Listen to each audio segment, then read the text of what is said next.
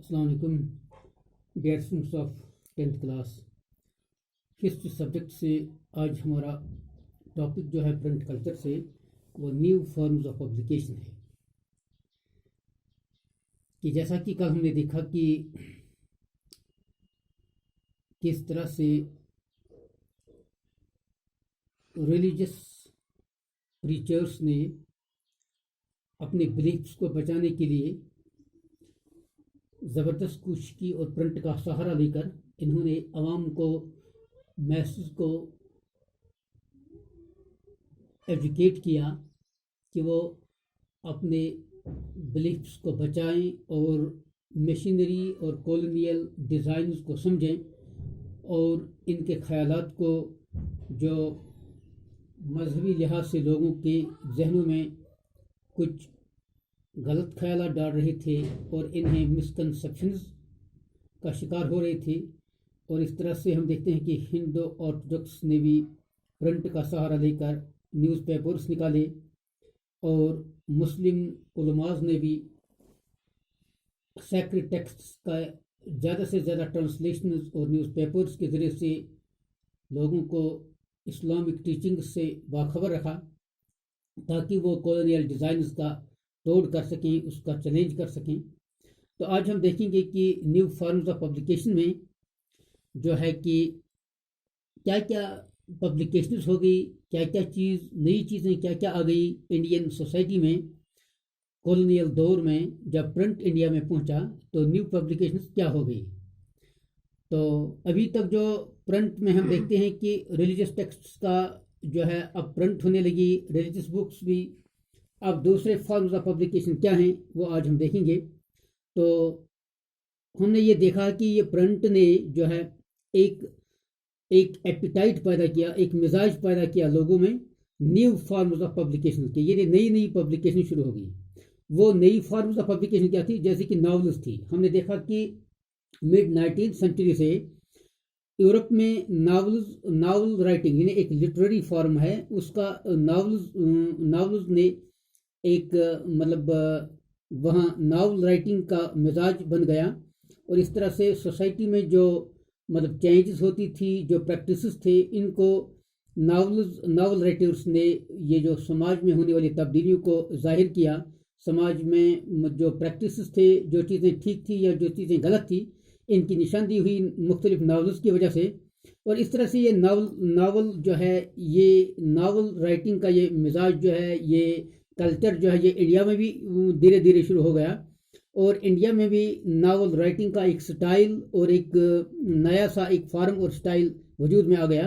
اور Indian writers میں بہت سے جو ہیں مشہور ناولسٹس ہیں. تو اس طرح سے انڈیا میں جو ناول رائٹرز تھے، انہوں نے بھی سماج میں ہونے والی جو خرابیاں تھی، سماج میں جو سوشل اور پولیٹیکل لحاظ سے جو تبدیلیاں ملک میں ہو رہی تھی، اس تمام چیز پر جو ہے ناولز کی وجہ سے لوگوں کا ذہن جو ہے یہ بیدار ہو گیا. اور زندگی کے مختلف گوشوں پر ناولز کی وجہ سے بھی یہ جو روشنی پڑ گئی. اور انسان کے جو جو زندگی ہے، زندگی میں جو ادوار ہیں، جو مختلف شعبے ہیں، مختلف آسپیکٹس جو زندگی میں ہیں، ان پر واضح طور پر وہ ظاہر ہو گئے ناولز کے ذریعے سے.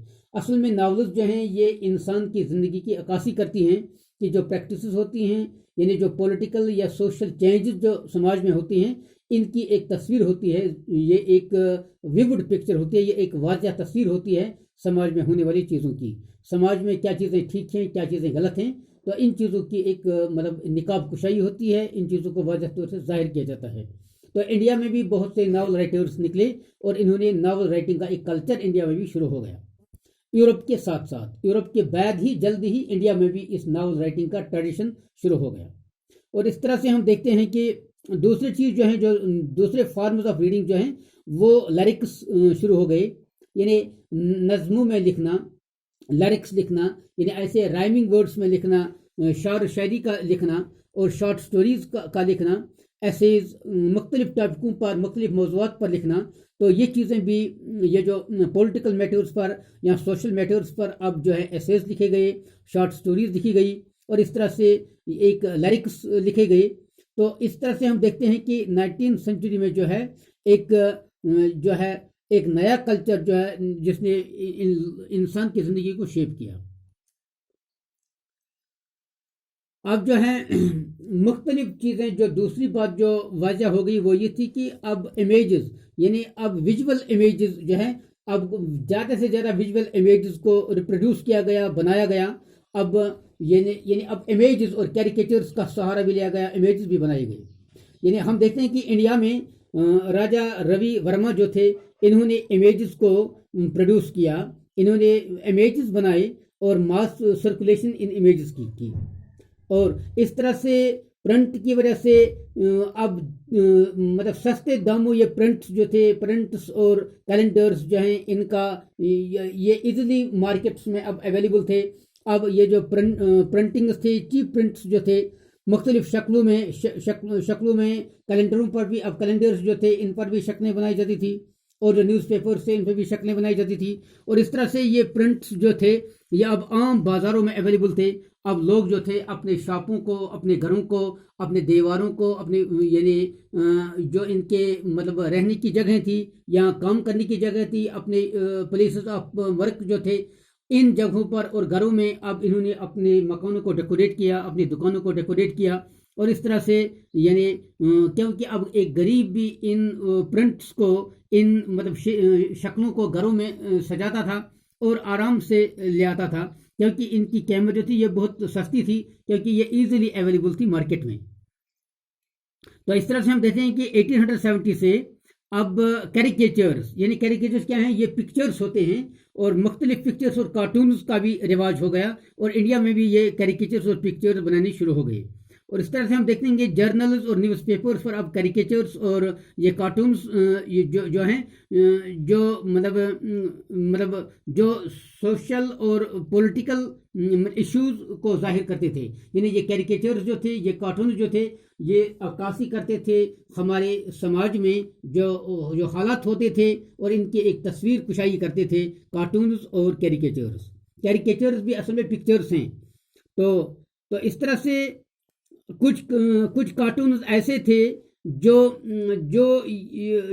ایسے انڈین ایجوکیٹڈ، جو ویسٹرن ایجوکیشن، جو انگلش ایجوکیشن کے مطلب ماہر تھے، انڈیا میں جو لوگ انگلش ایجوکیشن کے مطلب جو متاثر تھے انگلش ایجوکیشن سے، اور جنہوں نے تعلیم حاصل کی تھی، انگلش تعلیم حاصل کی تھی، تو اس طرح سے ہندوستان کے کچھ نیوز پیپرز ایسے کیریکیچر بناتے تھے، ایسے کارٹون بناتے تھے، جن کی وجہ سے جو انڈینز کو موک کیا جاتا تھا، ان کو کرٹیسائز کیا جاتا تھا کارٹونز کی وجہ سے، کیونکہ انڈینز جو ہیں یہ فیسنیٹ ہوتے ہیں، یہ دلچسپی لیتے ہیں انگلش کلچر کے ساتھ، ویسٹرن کلچر کے ساتھ، ان کے ڈریسز کے ساتھ، ان کی تہذیب اور ان کی ثقافت کو اپناتے ہیں.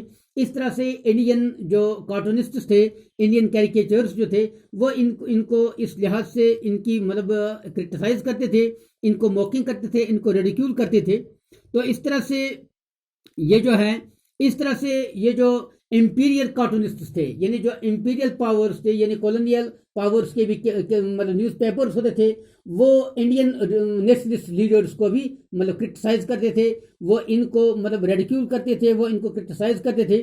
اس طرح سے یہ آپس میں جو ہے یہ لیمپوننگ کا، یہ جو نیشنلسٹ لیڈرز جو ہے کولونیلزرز کو یہ لیمپوننگ کرتے تھے، ان کو موکنگ کرتے تھے، ان کو ریڈیکیول کرتے تھے، ان کو کرٹیسائز کرتے تھے کارٹون کے ذریعے سے. یعنی ایک جنگ چل رہی تھی اب نیشنلسٹ لیڈرز کے درمیان اور انڈین کارٹونسٹ کے درمیان. اور اس طرح سے اس نے پرنٹ نے جو ہے اب اس میں پرنٹ نے ایک وار کا یہ جو ایک شیپ لے لی، کہ اب پرنٹ کی وجہ سے یہ جو ڈپکٹ ہوتا تھا کہ کس طرح سے انڈیا یہ برٹش کلچر کو کس طرح سے اب ریڈیکیول اور کرٹیسائز کیا جاتا تھا انڈین نیشنلسٹ کی وجہ سے.